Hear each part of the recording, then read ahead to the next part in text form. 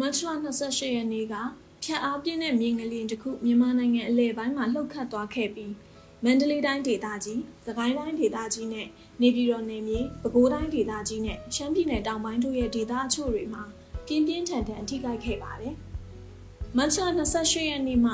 ဧပြီလ28ရက်နေ့အတွင်းကျမတို့ရဲ့ကြက်ချီနီလှုပ်ရှားမှုမိတ်ဖက်တွေအခြားအရက်ဖက်လူမှုအဖွဲ့အစည်းတွေနဲ့အတူကျမတို့ကအရေးပေါ်အကူအညီတွေနဲ့အသက်ကယ်သတင်းစကားတွေကိုထိခိုက်ခံစားခဲ့ရတဲ့သူတွေစီပေးအပ်နိုင်ဖို့အမြင့်ဆုံးစွမ်းဆောင်ရည်နဲ့စူးစမ်းလှုပ်ဆောင်နေပါတယ်။အရေးပေါ်ကယ်ဆယ်ရေးလူပေါင်း4400ကျော်မှာမရှိမဖြစ်အိမ်သုံးပစ္စည်းတွေဖြစ်တဲ့ဖြား၊ချင်အောင်နဲ့တာပေါ်လင်တွေလူပေါင်း9300ကျော်ကအစားအစာပံ့ပိုးမှုတွေလူပေါင်း3500က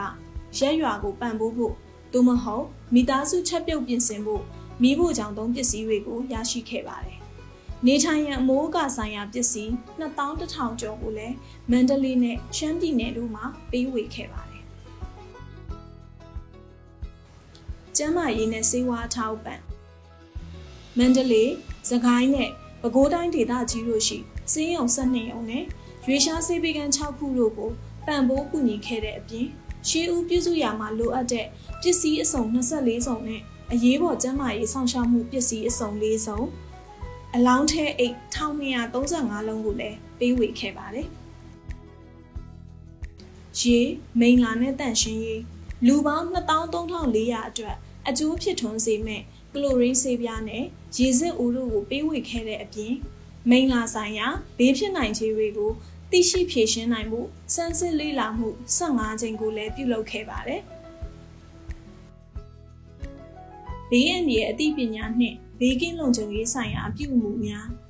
ပေါက်ကွဲစေတတ်တဲ့အန္တရာယ်ဆိုင်ရာအသိပညာမြင့်တင်ရန်နဲ့ဘေးကင်းလုံခြုံရေးအလေးအကျင့်တွေကိုပုံမူသိရှိလာစေဖို့ဘေးအန္တရာယ်အသိပညာနဲ့ဘေးကင်းစေရေးအမှုအကျင့်များဆိုင်ရာသင်တန်း6ခုကိုလည်းပေးအပ်ခဲ့ပါတယ်။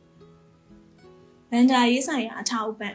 လူပေါင်း234ဦးမှာဗန္ဒာရေးဆိုင်ရာပံ့ပိုးမှုကိုကိုယ်တိုင်ရရှိခဲ့ပြီးဘေးအန္တရာယ်ဆိုင်ရာကနဦးလေးလာဆန်းစစ်မှုများနှင့်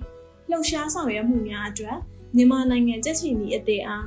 Swiss franc 5500တို့ကိုပေးအပ်ခဲ့ပါတယ်